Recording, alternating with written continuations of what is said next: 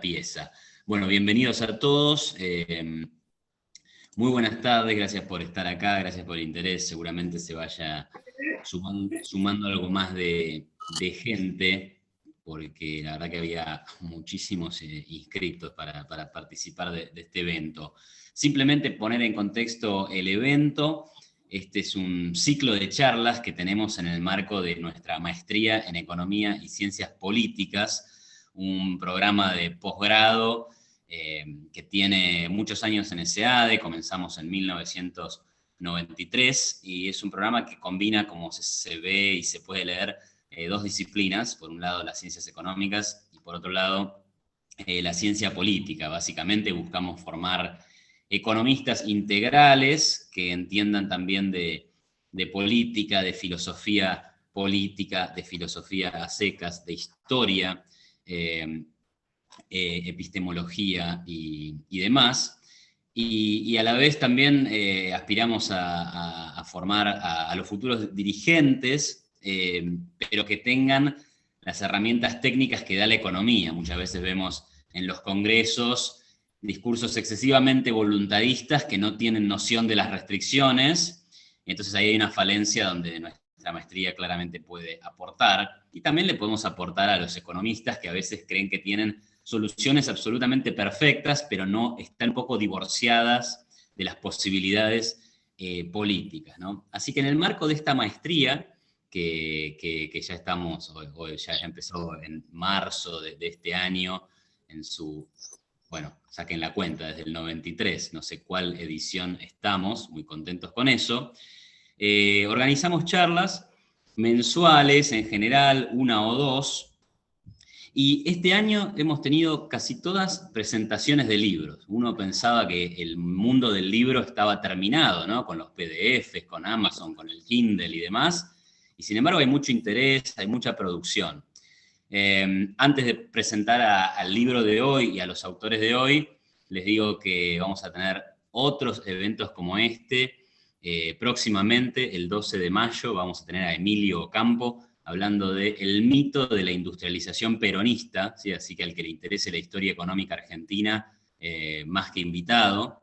Y para junio vamos a tener dos presentaciones más. Una es El Manual Liberal, un libro compaginado por la politóloga Antonella Martí, en donde escriben numerosos autores como Álvaro Vargas Llosa, María Blanco, bueno, Adrián Rabier, que es el director de nuestra maestría, entre otros notables expositores, y también un libro de Ricardo Rojas, que es profesor de nuestra maestría, abogado, juez, y el libro se llama Individuo y Sociedad. Así que todo eso tenemos, quédense atentos a las redes de SEADE para enterarse y también poder participar. Y bueno, el tema de hoy es el libro que han escrito Juan José Sebrelli y Marcelo Joffre. Se llama Desobediencia Civil y Libertad Responsable. Yo lo tengo acá, está publicado por Editorial Sudamericana. Es un libro extraordinario, una muy buena investigación y una fuerte posición en un contexto difícil, donde los ánimos están muy sensibles, pero donde, bueno, ahora ya nos comentará Marcelo, donde las libertades están digamos, directamente amenazadas. Estamos sufriendo mucho la falta de libertad.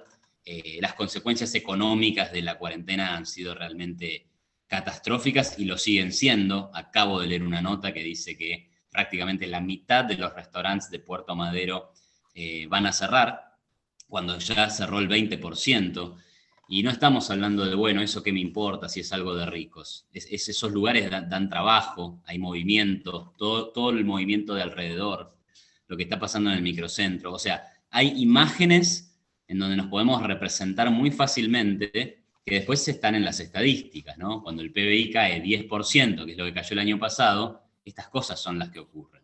Entonces el daño económico es muy fuerte, pero hay mucho más que esto, ¿no? Entonces, bueno, para darle la palabra al autor, lo voy a hacer una breve introducción. Le agradezco también profundamente por estar, a Marcelo y también a Juan José.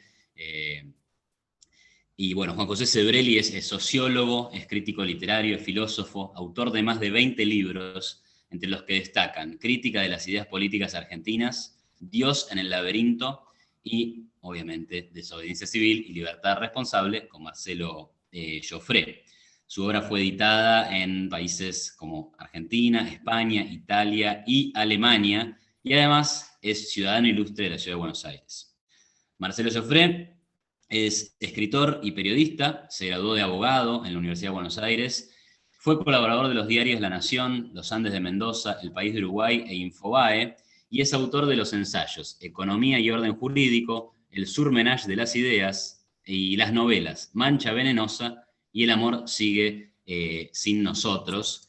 Y hoy nos va a hablar de última obra que escribió con Juan José Sebrelli, que se llama Desobediencia Civil y Libertad Responsable. Así que bueno, muchas gracias Marcelo por estar presente hoy y te escuchamos. Bueno, ¿qué tal? Buenas tardes a todos.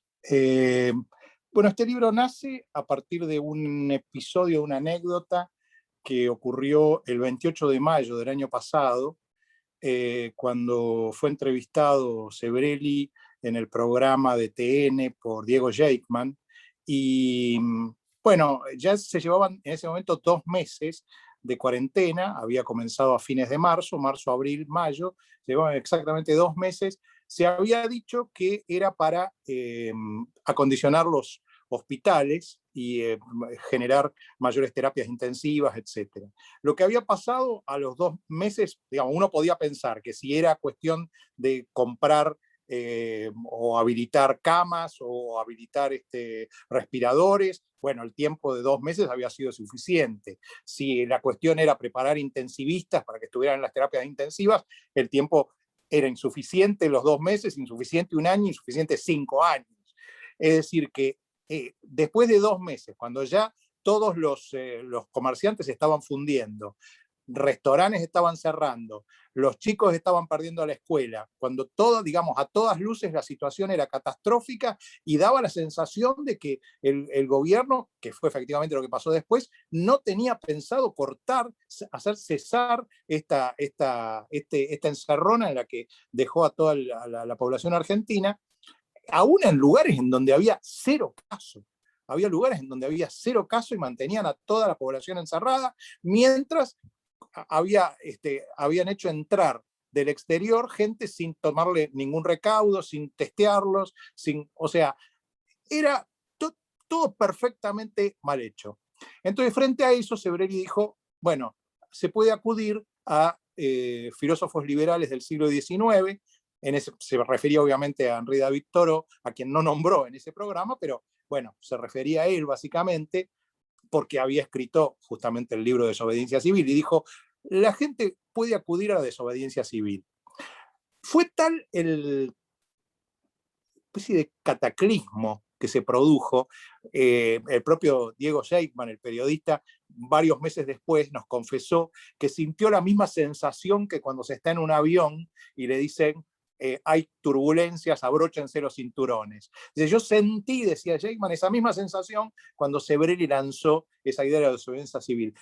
Esto lo que revelaba es que, porque en los días siguientes hubo fiscales que pidieron la detención de Sebrelli, hubo varias denuncias, muchos periodistas y hasta abogados conocidos que decían que tenían que hacerle una acción por sedición. Esto lo que revelaba es que la idea de desobediencia civil, que es tan rica y que ha sido tan desarrollada en los Estados Unidos, básicamente, pero también en Alemania, ¿no? Durante el siglo XX, con la cual han logrado en la antigüedad zafar los esclavos y en el siglo XX lograr salir de su situación de minusvalía sociológica, los gays, los negros y muchas otras minorías. Lo que revelaba esto es que la Argentina se confundía con una revolución, con un golpe de Estado. Incluso hubo un filósofo muy conocido que en una entrevista que le hicieron en C5N dijo, pero qué barbaridad, Sebrelli confunde, la desobediencia civil se aplica solo para dictaduras, no para democracias. Bueno, es justamente al revés. La desobediencia civil solo se aplica en democracias, no se puede aplicar en dictaduras.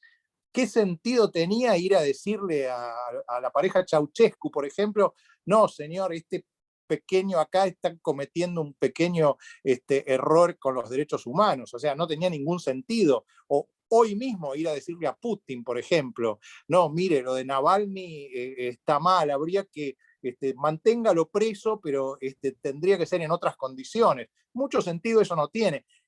El mayor caso, podríamos decir, de desobediencia civil en una dictadura fue el caso de las rondas de los jueves de las Madres de Plaza de Mayo, pero es un caso muy especial ese, porque en realidad estaba circunscripto a un tema que ellas planteaban relacionado con sus hijos. Pero en ninguna dictadura se plantea la idea de desobediencia civil. La desobediencia civil tampoco se plantea en situaciones de democracias perfectas, porque en situaciones de democracias perfectas, la desobediencia no tiene sentido, se espera, si es perfecta y se puede esperar, los errores pueden esperar a la siguiente elección, se espera a la siguiente elección y punto. Entonces, ¿cuándo tiene sentido la desobediencia? En situaciones de democracias que sin embargo tienen fallas lo suficientemente graves como para que la población, la minoría afectada, desobedezca una ley. Esa ley no necesariamente va a estar de acuerdo con toda la legislación, porque esa ley, por ejemplo, puede ser inconstitucional, porque esa ley puede en realidad haber sido dictada por un órgano que no era el adecuado para dictarla en determinado momento. Por ejemplo, el DNU que acaban de dictar, estando el Congreso abierto, parecería que estaba dictado por un órgano. Si bien los DNU están en la Constitución, si está el Congreso y está en sesiones ordinarias, parecería que no es el órgano adecuado para dictarla. La prueba es que en el año pasado, cuando se dictaban situaciones de estado de excepción en Europa, se hacían a través de los congresos, con las mismas, con normas parecidas, aunque intermitentes. Aquí las hicieron, digamos, todo el tiempo, pero las dictaban los parlamentos o los congresos. En la Argentina las dictaba el Poder Ejecutivo y solo después, tardíamente, las convalidaba el Poder Legislativo. Entonces, tenemos una primera cuestión que es esta. La desobediencia civil se aplica en democracias que, sin embargo, tienen fallas lo suficientemente graves como para que no se pueda esperar a una siguiente elección. Dicho esto, pasamos a qué es la desobediencia civil, es decir, la definición. Si bien, digamos, en la historia encontramos remotamente en Grecia, en Antígona, un antecedente, la idea de desobediencia civil es básicamente una idea que es una idea de la modernidad y que tiene que ver con la aceptación de los derechos individuales.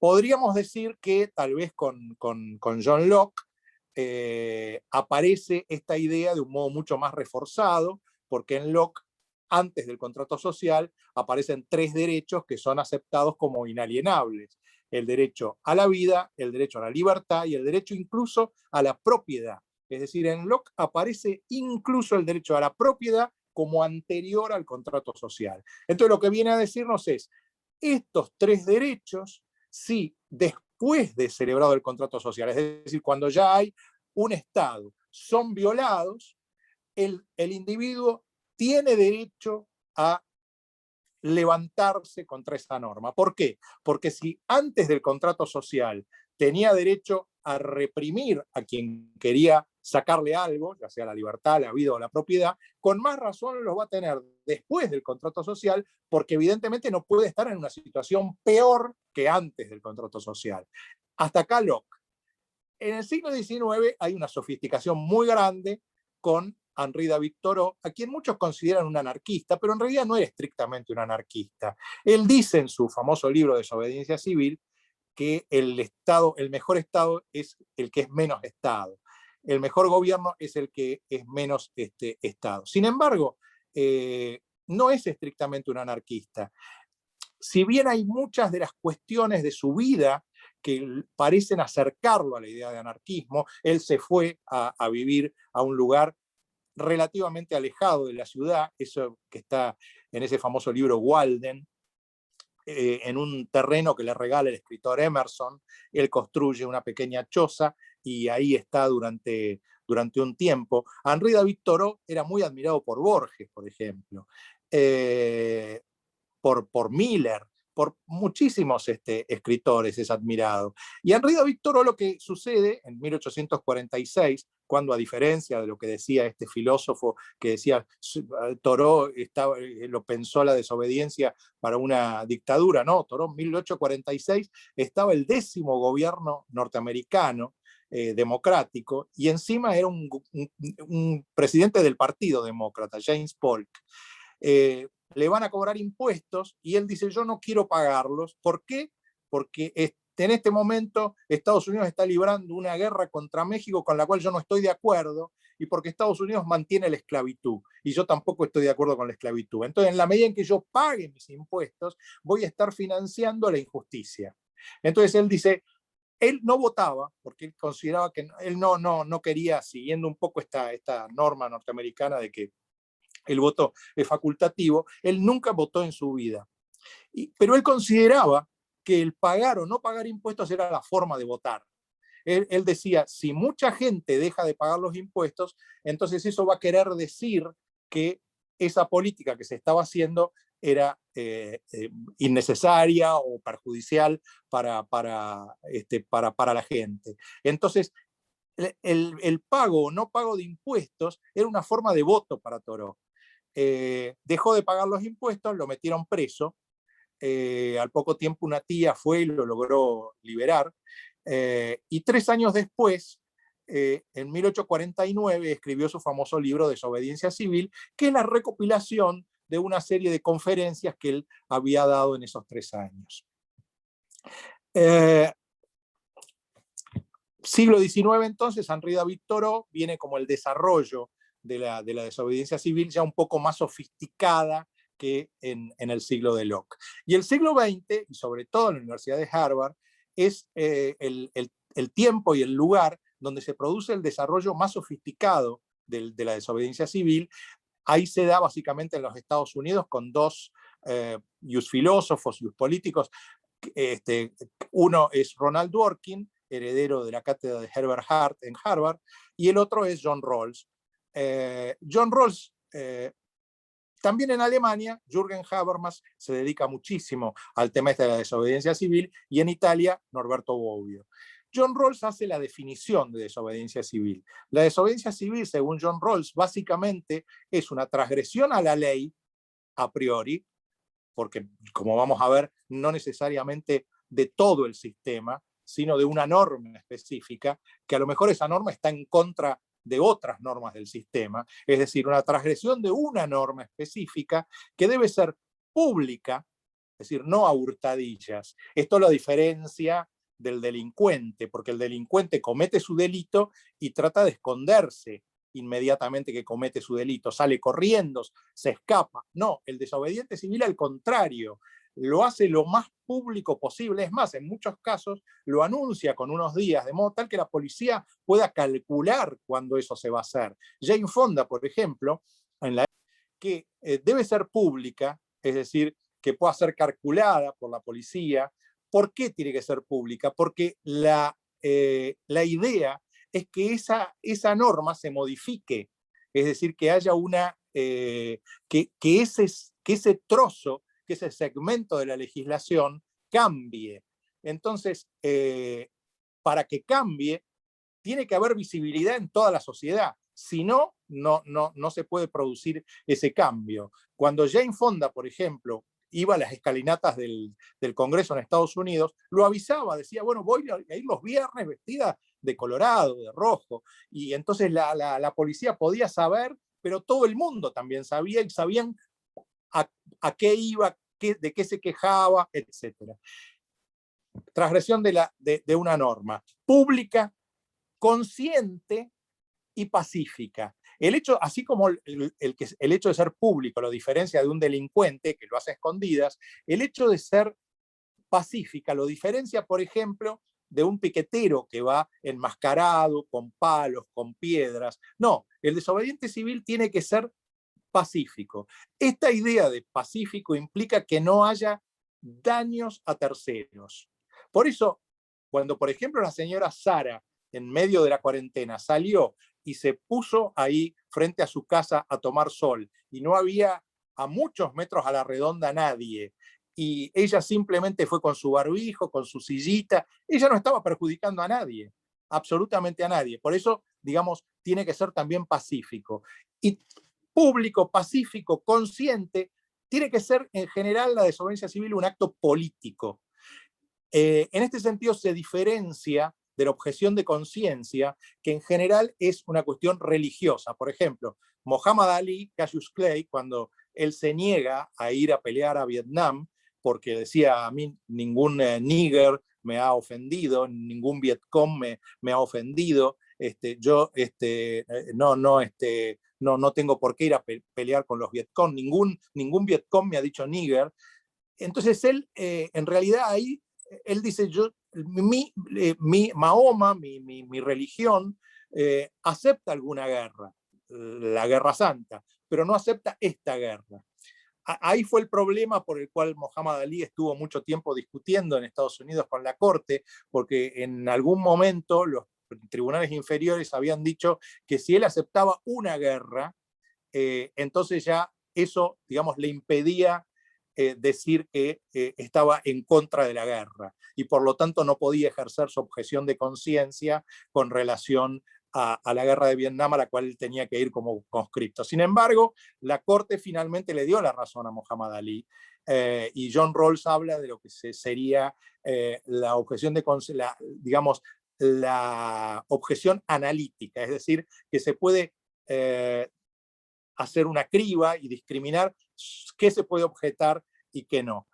Pero la objeción de conciencia es distinta de la desobediencia civil. La gran diferencia entre objeción de conciencia y desobediencia civil es que la objeción de conciencia es más modesta en sus objetivos. La objeción de conciencia busca simplemente no cumplir con algo que le manda a ese individuo en particular. En el caso de Muhammad Ali, él no quería ir a la guerra, pero él no tenía problema eventualmente en que la guerra siguiera. En el caso del desobediente civil, como era Toro, él no quería que la guerra contra México siguiera.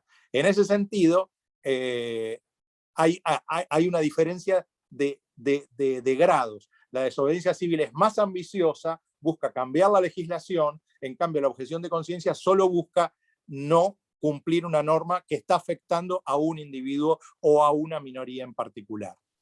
Bueno, dicho esto, se planteó la situación en la Argentina frente a esta cuestión en particular de la pandemia, estando, por ejemplo, afectados los comerciantes, los niños que no les dejaban ir a la escuela, los comerciantes que no les dejaban abrir sus negocios, cuando no parecía en absoluto evidente que ni los niños fueran el factor mayor de contagio, ni los comerciantes fueran el mayor factor de contagio, y sí lo eran otras cosas dentro de la sociedad que seguían funcionando como si nada. Es decir, por ejemplo, lamentamos mucho la muerte del señor Meoni, pero la verdad es que el señor Meoni en todos los meses de la cuarentena modificó poco y nada el transporte en la Argentina.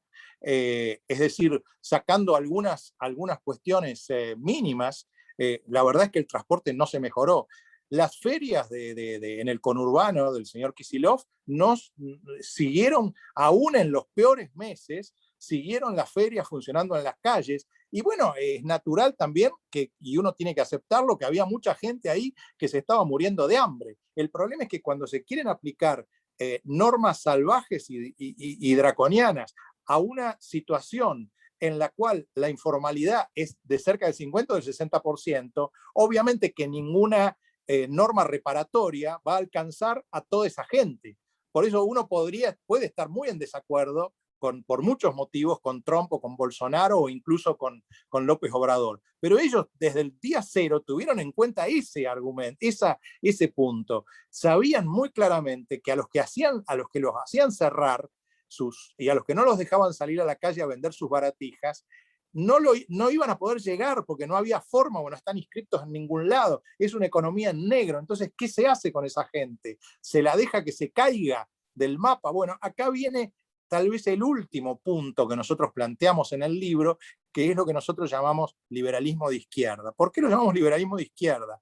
Porque el problema es que hay sociedades que están en una situación tal que el que se cae del mercado, si no hay al menos una mirada del Estado y del gobierno hacia esa persona, estas personas son finalmente recogidas por los populismos.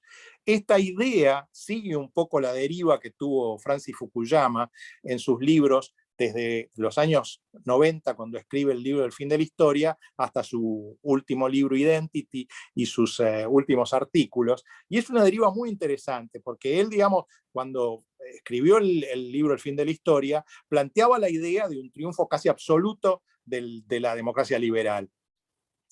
En los libros de los años 2000, que escribe 2 o 3 libros muy interesantes en los años 2000, The Great Disruption, por ejemplo, ahí, digamos, él como que advierte que el fenómeno que él creía que se iba a dar no se había terminado de dar después de aquellos famosos gobiernos de Reagan y Thatcher, que habían como desacomplejado a Occidente de toda esa especie de complejo de inferioridad que tenían las democracias liberales. Esos dos gobiernos como que lo habían sacado de ese complejo. Sin embargo, lo que empieza a advertir Fukuyama es que a pesar de eso, la globalización no se termina de redondear y empiezan a surgir populismos por todos lados, de derecha y de izquierda, y entonces empieza como a dudar. Y finalmente en el libro Identity, él sigue un poco la deriva de lo que fue el caso de la primavera árabe. Todos recuerdan que empieza en Túnez con un chico que estaba vendiendo, en un lugar del interior de Túnez, estaba vendiendo frutas, va una policía mujer en una sociedad machista, le incauta el carro, le incauta la fruta, le incauta la balanza. El chico acepta eso, se va a la municipalidad a quejarse, a presentar una queja. El chico sabía que estaba vendiendo en negro, pero también sabía que en esa sociedad la situación, digamos, era una situación de desborde, en donde si quería trabajar en blanco no se podía, digamos, es como que era una sociedad que estaba como desfondada, desbordada, un poco como está el conurbano argentino. Entonces él va y eleva su queja a la municipalidad. Hasta ahí él tenía una actitud, podríamos decir, legalista en algún punto, pero en la municipalidad le dicen, no lo vamos a atender, ni siquiera lo escuchan, no quieren escucharlo. Entonces este chico de 24 años, creo que tenía, se va a la plaza del pueblo y se prende fuego. Se prende fuego, queda agonizando, esa agonía dura 3 o 4 meses. En los 3 o 4 meses que median de agonía de este chico tunecino, se produce toda la primavera árabe, es decir, se propaga el incendio a todo Medio Oriente. Entonces lo que dice Fukuyama es, estas situaciones las tenemos que prever en las democracias liberales, porque si no, fatalmente el populismo se termina aprovechando de estas situaciones. Entonces, se puede aceptar que el perdedor, el que queda en algún sentido fuera del mercado, sea así la situación. Lo que no se puede aceptar es no escucharlo, no mirarlo.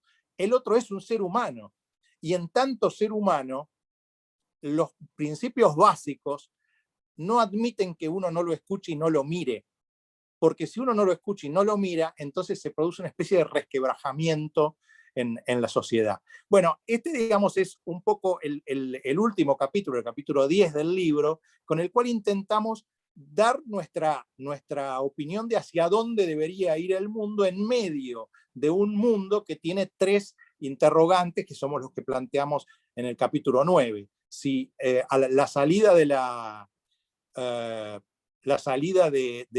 en la pospandemia habrá mayor democracia o mayor totalitarismo, si habrá mayor globalización o mayor nacionalismo, y si estamos en una etapa en que habrá un cambio de las hegemonías, es decir, que cese la hegemonía norteamericana y pase a haber alguna otra hegemonía, como podría ser, por ejemplo, como hipótesis de trabajo, la China, o si estamos yendo a un mundo más parecido al del siglo XIX, en donde había múltiples jugadores que tenían posiciones relativamente equilibradas. Recordemos que antes de la guerra del opio, China tenía un PBI mundial muy superior al que tiene actualmente, ¿no?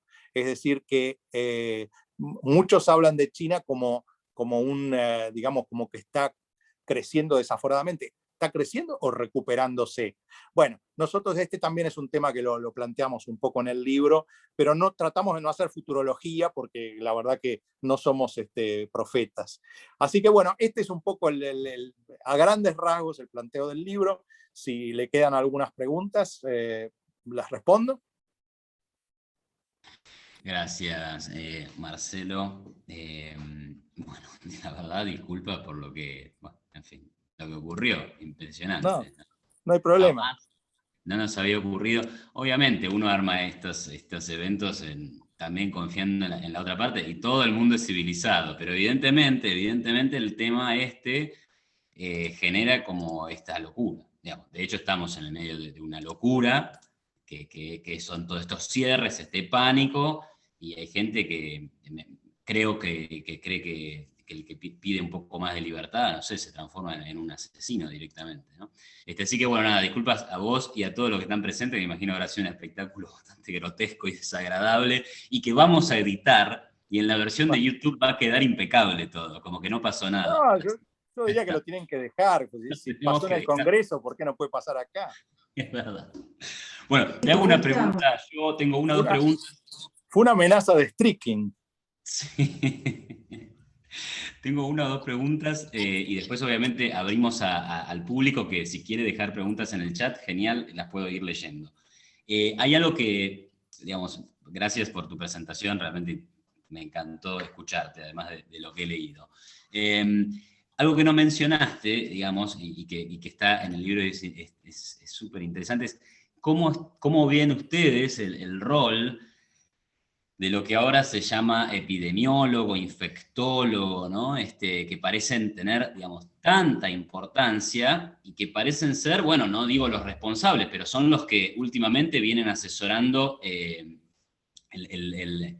cierre permanentemente. Y hay una frase que me gustó, que te la quiero leer, y bueno, después que me comentes al respecto. Dice, los infectólogos tienen bastante que opinar en el caso de una pandemia, pero dejar en sus manos la decisión final de si queremos vivir en una sociedad democrática o autocrática, o si queremos vivir como seres carnales o vía Zoom, de si queremos hundir o salvar la economía, constituye un disparate epistemológico. Bueno, yo coincido, ¿no? Pero ¿qué más podemos decir de este rol que han obtenido los médicos, ¿no? Antes de entrar a eso, una pequeña digresión respecto de la diferencia entre infectólogo y epidemiólogo. Anthony Fauci es un epidemiólogo, tal vez el más importante del mundo. Acá no se recurrió a epidemiólogos, se recurrió a infectólogos. Y específicamente el infectólogo estrella era una persona que se había destacado respecto de una infección en particular, que era el SIDA. Hay una diferencia crucial. El epidemiólogo es como el que sabe de la macro, podríamos decir, ya que vos sos economista, de la macro, y el infectólogo es una especie de actuario, de contador, que puede manejar una infección en particular. Esto ya era la primera, fíjense que no es que no recurrieron a docentes para ver qué pasaba con los niños, a filósofos para que le dieran una visión más general, a epistemólogos, por ejemplo, porque es la base de la ciencia, no solo, epidemiólogos ya era demasiado para ellos, fueron solo a la infección, solo a la infección. Esto ya demuestra un poco esa actitud de rebajar la realidad y concentrarla en casi un punto atómico, ¿no? en un átomo. Nosotros en el libro tratamos de metaforizar un poco, de representar esto que vos me preguntabas, con el caso de la película de John Travolta, el chico de la burbuja. ¿Por qué? Porque el chico, digamos, estaba dentro de una burbuja y los médicos decían, sí,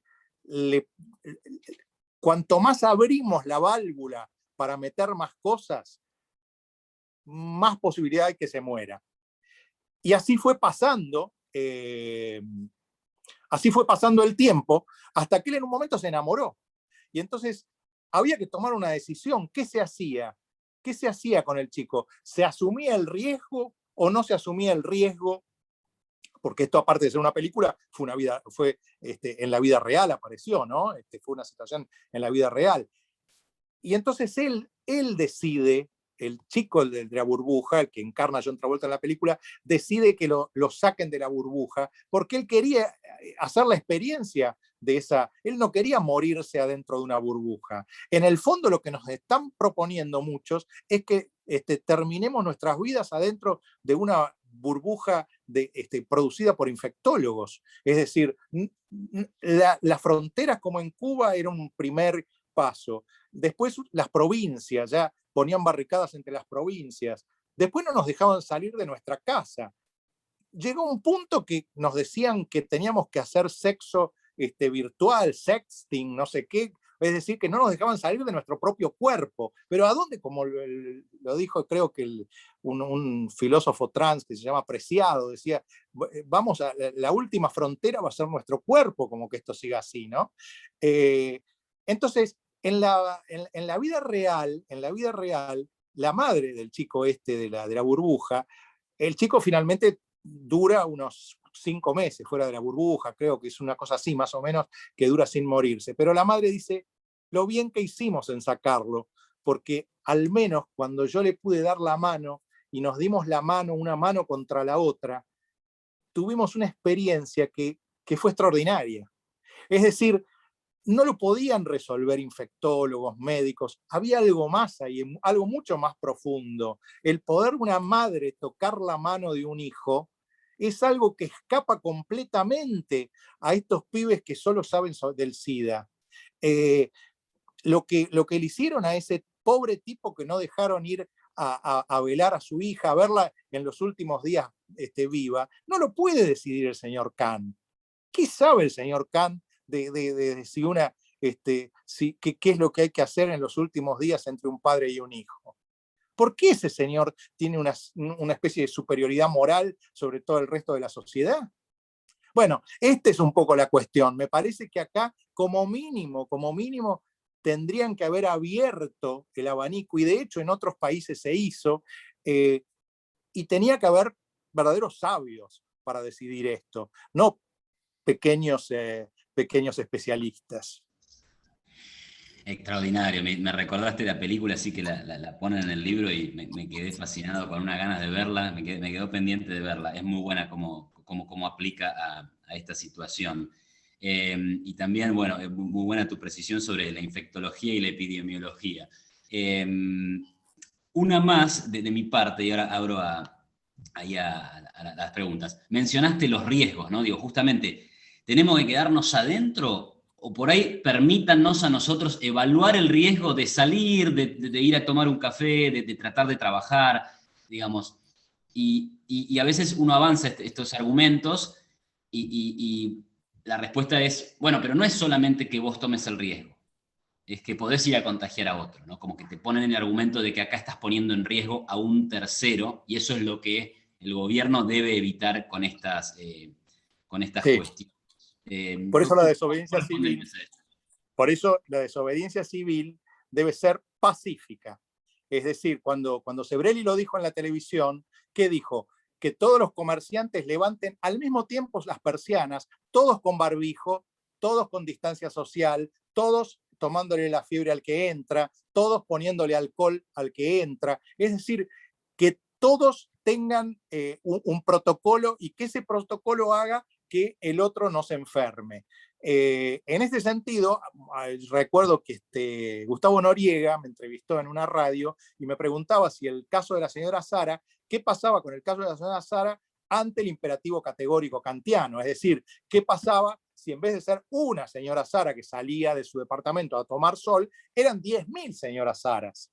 Bueno, Este rasgo de que la desobediencia civil debe ser pacífica implica que cada ciudadano debe tomar sus 2 metros y debe mantener todos los recaudos. A mí me pasó hoy, por ejemplo, que yo fui a hacerme atender a un dentista y la sala de espera era bastante grande, pero había gente que venía de repente y se me sentaba a 1 metro de donde yo estaba en la sala de espera. Bueno, era muy sencillo, me levantaba y me ubicaba en otro lugar en donde sí hubiera 2 metros de distancia. La desobediencia civil se puede aplicar, pero debe ser pacífica. Esa idea de que es pacífica implica incluso que no hay que generar daños a terceros. Por eso, en la segunda parte del título de nuestro libro es desobediencia civil y libertad responsable.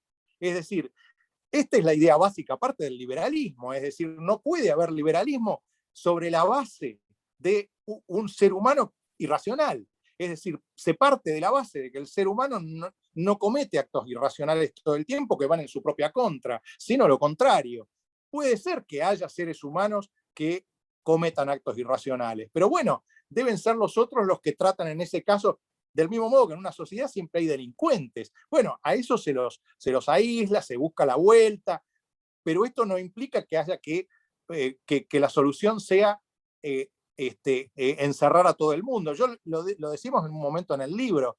Si queremos, por ejemplo, en materia penal existe la reincidencia, es decir, una persona que comete más de un delito. Entonces, decimos, es muy fácil eliminar que no haya reincidentes en la sociedad. Se aplica la pena de muerte para todos los delitos y no va a haber más ningún reincidente, porque al primer delito se le aplica la pena de muerte. Pero esta es una solución salvaje. Es decir, no se pueden aplicar soluciones que eliminen una vida sin riesgo, es una vida castrada. Muchas gracias, Marcelo, excelente. Acá te hace una pregunta Giselle, que muy buena pregunta. ¿Cómo se contagia, entre comillas, la desobediencia civil en un país tan entregado a un gobierno paternalista? Y lo del paternalismo ustedes también lo tocan en el libro, y lo ha hecho muy explícito el presidente hace unas semanas, ¿no? Cuando dijo que nosotros éramos como los nenes cerca de la ventana. Buena pregunta. ¿Cómo contagiar la desobediencia civil con este paternalismo que parece estar tan internalizado, ¿no? Sí, se vio aparte, nosotros decimos que cuando esta señora Bisotti salió con una payasa al lado para anunciar los muertos que había en el día, en realidad a todas luces no estaba dirigido a los niños. Era el Día del Niño, sí, el día que curiosamente lo han rebautizado como Días de las Infancias, porque no quisieron poner Día del Niño, pusieron Día de las Infancias, seguramente sin conocer la etimología de la palabra infancia.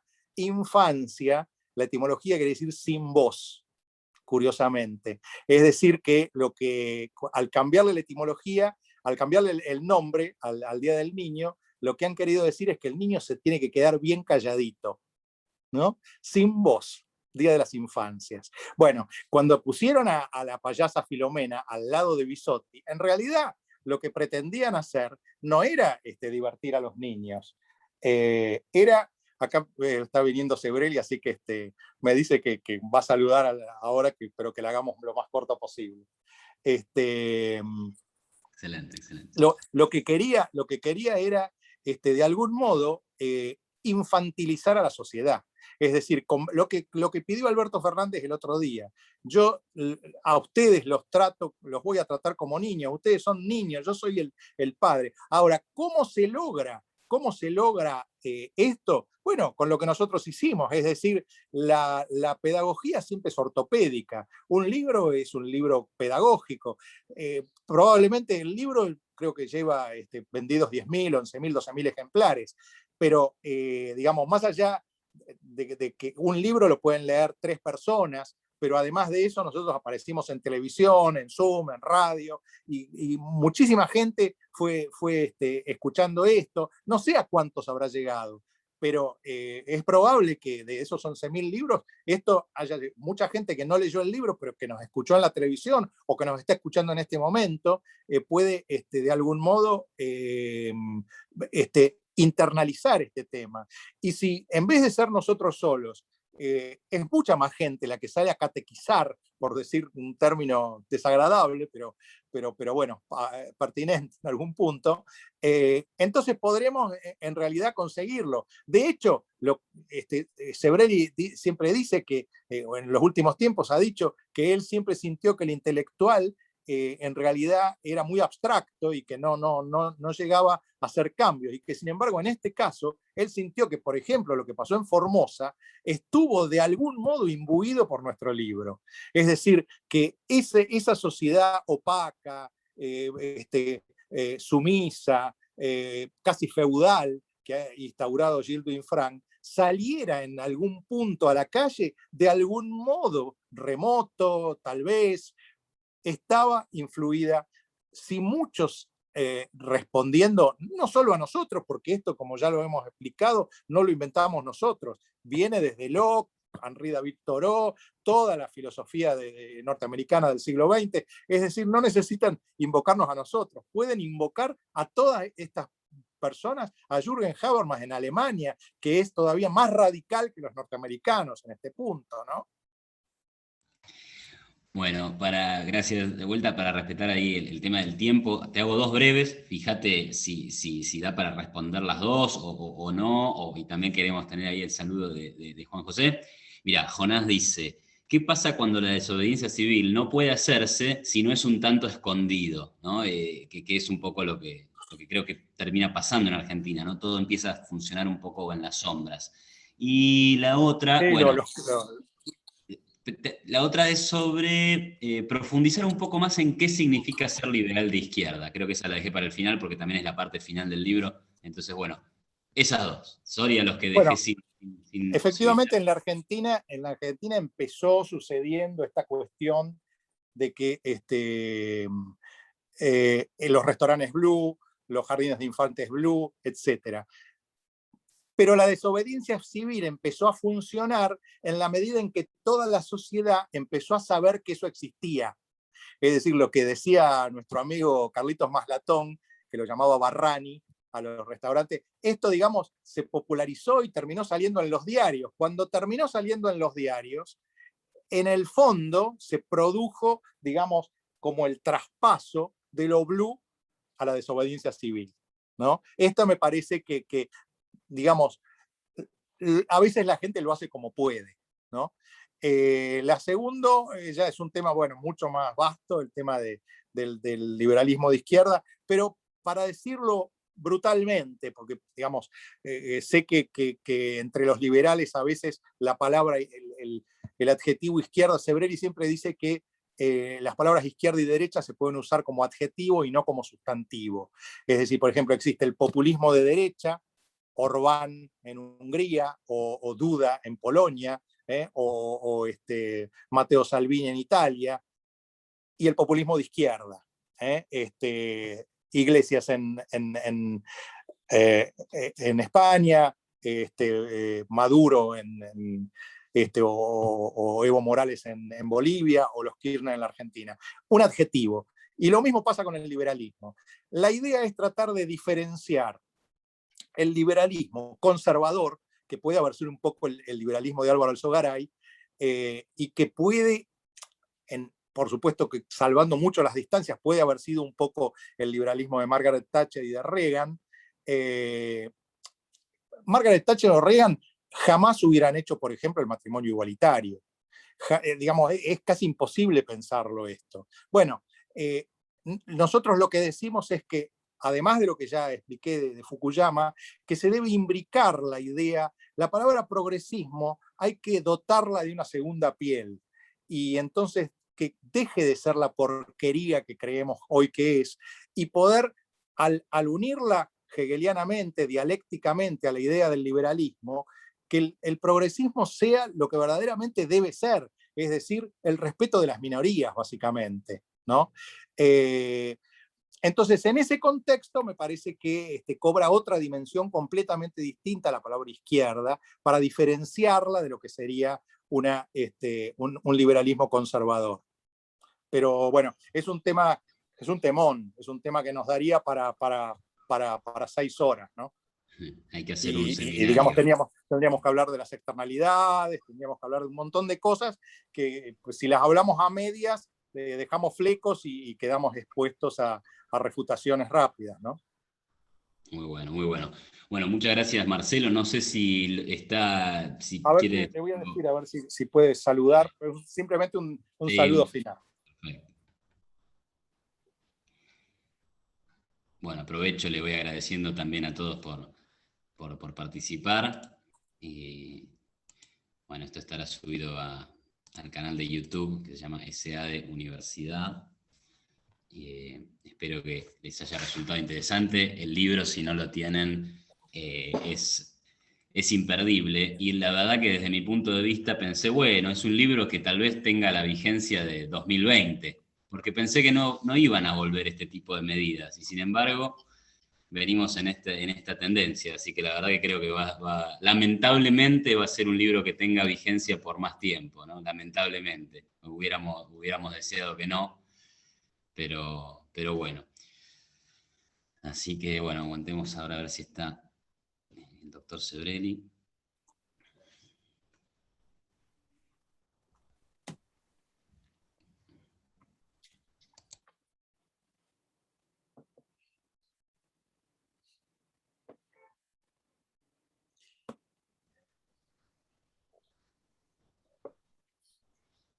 Bueno, lamentablemente mi estado de salud, en parte debido a la situación política, social, económica y también sanitaria de este país, no me ha permitido hablar esta noche como siempre me hubiera gustado.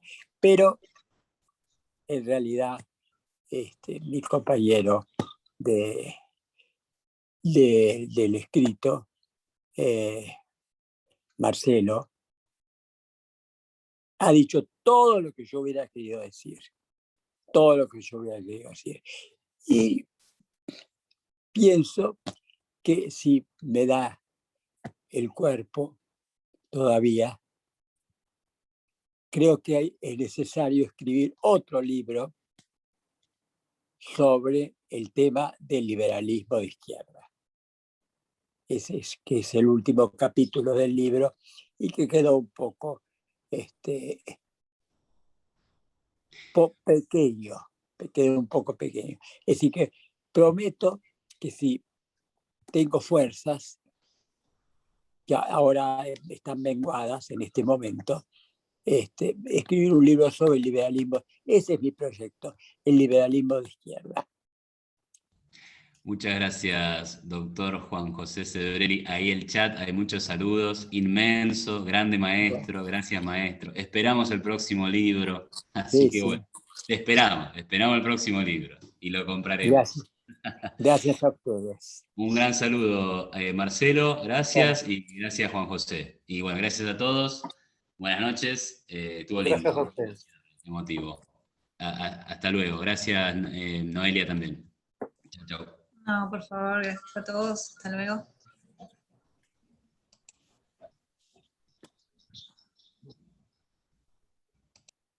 apagarlo esto. Sí. Déjame todo en orden, ¿eh? Sí, sí.